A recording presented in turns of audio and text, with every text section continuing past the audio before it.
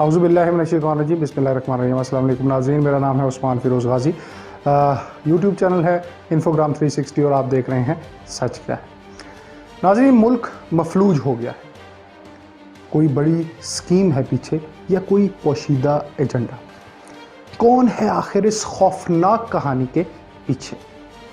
کون چاہتا ہے کہ بدامنی ہو؟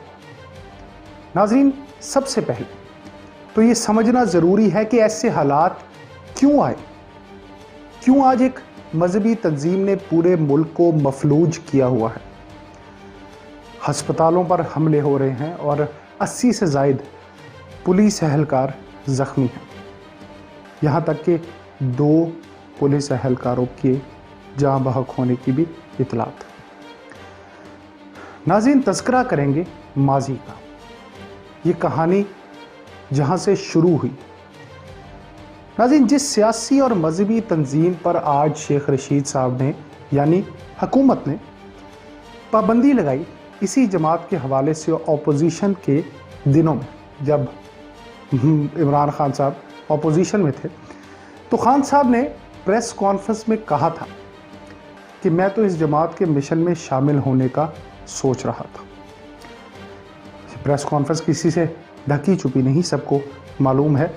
اس دور میں جب عمران خان صاحب نواز حکومت کو چور ثابت کرنے اور کنٹینر پر رہتے تھے زیادہ تر، آپ نے دیکھا ہی ہوگا، تو اس وقت خادم رضوی صاحب کا مشن ایسا تھا کہ اس کے ساتھ شامل ہونے کو آج کے وزیر اعظم تیار تھے۔ اور پھر یوں ہوا کہ کچھ قوتوں نے ایسا کیا کہ پورے پاکستان کو مفلوج کر دیا گیا، دھرنا لگ گیا۔ میں پہلے دھرنے کی بات کر رہا ہوں، آپ کو یاد ہوگا نواز لیگ کے دور میں یہ دھرنا لگایا گیا، جگہ جگہ آگ لگ گئی تھی، ملک میں سرمایہ کاری کم ہو گئی، معیشت کا پہیہ جام ہو گیا اور یہاں تک کہ چائنا کے صدر کا دورہ بھی کینسل ہو گیا، مؤخر ہو گیا، ملتوی ہو گیا، اور پھر اس خوشی میں پیسے بھی بانٹے گئے اور پتہ نہیں کیا کیا۔ پھر ناظرین کیا ہوا کہ جب کچھ قوتوں کے مقاصد حل ہو گئے تو ایسی گرفتاریاں ہوئیں، اور وہ بھی راتوں رات کے واہ۔ وہ چند کارکن جنہوں نے پورے پاکستان کو بند کر دیا تھا، ان کو ایک ہی رات میں ان کے سربراہ سمیت ایسا ایکشن کر کے اندر کیا گیا کہ مظاہرہ تو ناظرین دور کی بات ہے، ایک پتہ بھی نہ ہلا۔ حکومت بدلی، آپ کو پتہ ہے وقت ایک سا کہاں رہتا ہے۔ اپوزیشن اقتدار میں آ گئی اور حکومت اپوزیشن، لیکن جو ناظرین بنایا گیا تھا، جو الاؤ خود جلایا گیا تھا، وہ بڑھتا گیا، اور ایک ایسا وقت آ گیا جب پھر دھرنا ہوا۔ مگر اس بار خان صاحب کی حکومت نے خادم رضوی صاحب کی وفات سے پہلے ان کے ساتھ ایک معاہدہ کیا گیا۔ ناظرین، پاکستان کی وفاقی حکومت نے 16 نومبر 2020 کو اسلام آباد میں فرانسیسی سفیر کی ملک بدری کے مطالبے کے ساتھ دھرنا دینے والی تحریک لبیک پاکستان کے سربراہ خادم حسین رضوی سے 4 نکات پر معاہدہ کیا، جن کے تحت حکومت کو 2 سے 3 ماہ کے اندر پارلیمنٹ سے قانون سازی کے بعد فرانس کے سفیر کو واپس بھیجنا تھا۔ ناظرین، اس معاہدے پر عمل نہ ہونے کے بعد فروری 2021 میں مذکورہ جماعت اور حکومت کے درمیان ایک اور معاہدہ ہوا۔ یہ 2 معاہدے تصور کیے جاتے ہیں، جس کے تحت حکومت کو 20 اپریل تک فرانسیسی سفیر کی ملک بدری کے وعدے پر عمل کرنے کی مہلت دی گئی تھی۔ اس کے ساتھ ساتھ فرانسیسی پروڈکٹس کا بائیکاٹ کرنا بھی اس معاہدے کا حصہ تھا۔ ناظرین، سوال یہ پیدا ہوتا ہے کہ ایسا معاہدہ کرتے ہی کیوں ہو جس کو پورا کرنا آپ کے لیے ممکن نہ ہو؟ وقت مانگا گیا، مگر وہ وعدہ ہی کیا جو وفا ہو جائے۔ اس کے بعد ابھی معاہدے کا وقت ختم بھی نہ ہوا تھا اور نہ ہی کوئی حرکت ہوئی تو خادم رضوی کے بیٹے کو گرفتار کر لیا گیا۔ اب گرفتاری کے بعد جو ہو رہا ہے وہ تو پورا پاکستان بھگت رہا ہے۔ پورے پاکستان میں جو ہو رہا ہے اس کا قصوروار کون ہے؟ بنانے والا, بننے والا یا حکومت؟ پھر ناظرین سوال یہ بھی ہے کہ قانونی طور پر کیوں کوئی ایکشن یا پلان نہ بنایا گیا؟ اور یہ کسی بھی صوبے میں نہیں بنایا گیا, کسی بھی صوبے کی طرف سے نہیں بنایا گیا, خصوصاً پنجاب کی طرف سے تو بالکل ہی. حکومت کی جانب سے اس احتجاج کو پرامن رکھا جائے, کیا ایسی کوئی ترکیب پہلے نہیں بنائی جا سکتی تھی؟ کوئی حل نہیں نکالا جا سکتا؟ اب اندر کی بات کہنے والے بتاتے ہیں کہ حکومتی عہدیدار اور وزراء کو تو ایسے کہتے بھی سنا گیا ہے کہ جس نے بنائے ہیں, جس نے یہ الاؤ جلایا ہے, جس نے پیسے بانٹے ہیں وہ سنبھالے, ہم کیوں اس آگ میں چلیں؟ تو جناب اب حکومت کے ہاتھ سے جب سب کچھ نکل گیا, جو عام طور پر اس حکومت کے ہاتھ سے عموماً نکل جاتا ہے,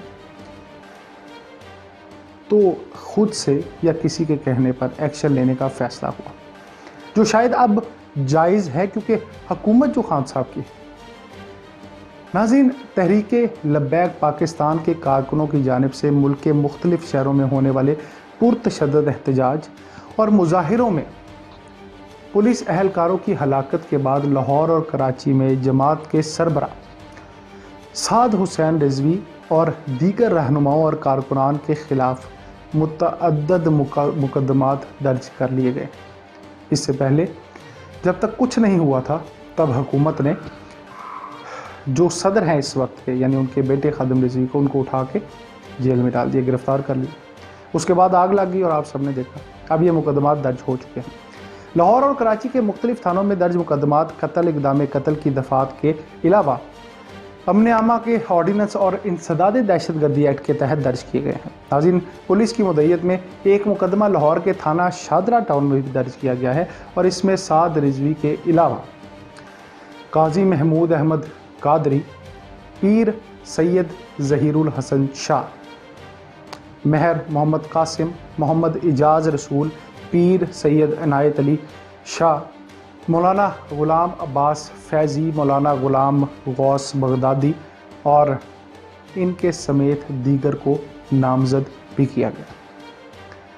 ناظرین, ان رہنماؤں پر یہ مقدمہ تعزیرات پاکستان کی دفعات برائے قتل, اغوا, جیسے میں پہلے بتا چکا ہوں, اور دیگر سمیت انسداد دہشت گردی ایکٹ اور Punjab maintenance of public order کے تحت درج کیا گیا ہے. یعنی اس میں یہ بھی کہا گیا ہے کہ املاک کو نقصان پہنچایا گیا. مقدمات میں یہ کہا گیا ہے کہ مذکورہ افراد سمیت دیگر نے سوشل میڈیا اور مسجدوں سے اعلانات کے ذریعے عوام کو پرتشدد احتجاج اور پورے پاکستان کو جام کرنے پر اکسایا ہے لوگوں کو.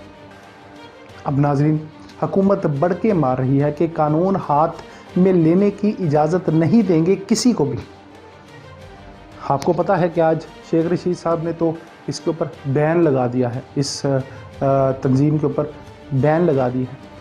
لیکن ناظرین, ایسا کیوں ہے کہ روم جل رہا ہوتا ہے اور نیرو بانسری بجا رہا ہوتا ہے, بلکہ اس موقع پر تو کہیں گے بگلے بجا رہا ہوتا ہے؟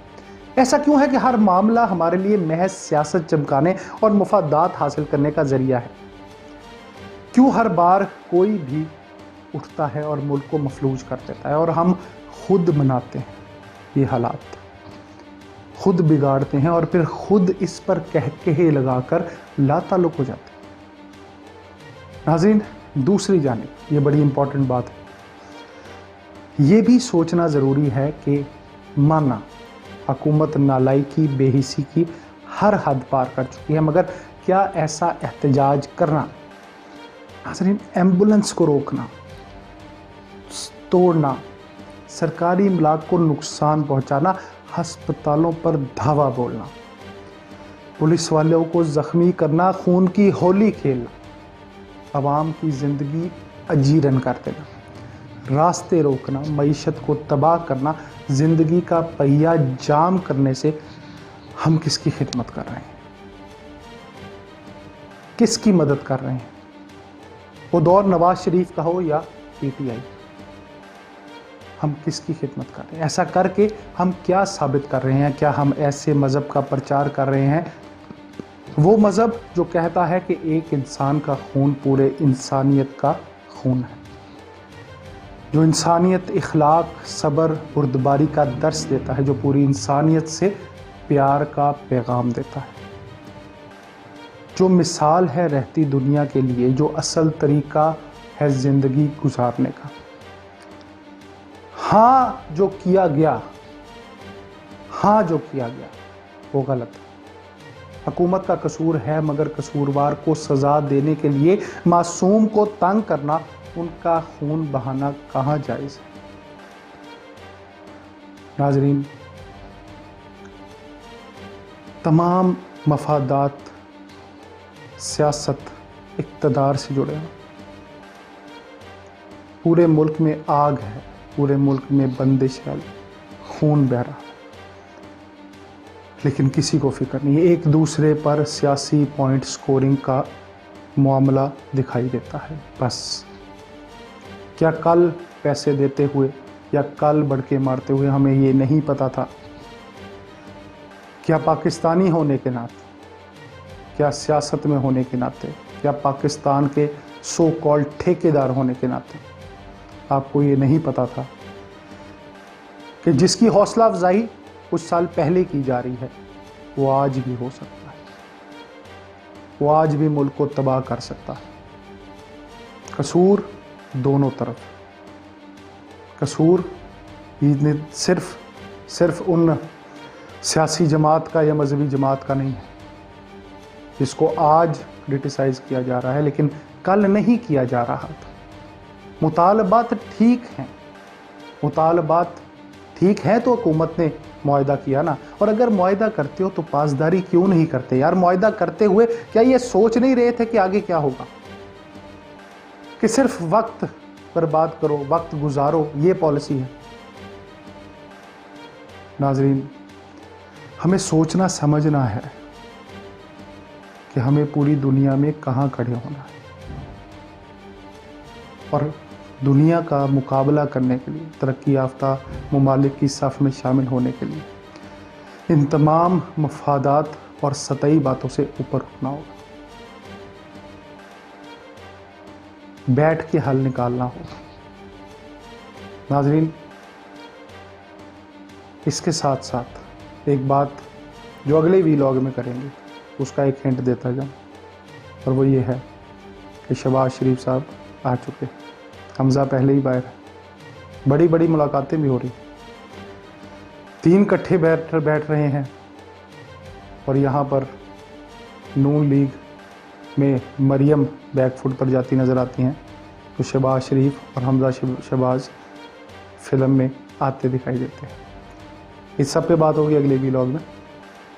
اس وقت کے لیے ان تمام حقائق کی روشنی میں سوچیے، سمجھیے، کیونکہ پاکستان آپ سے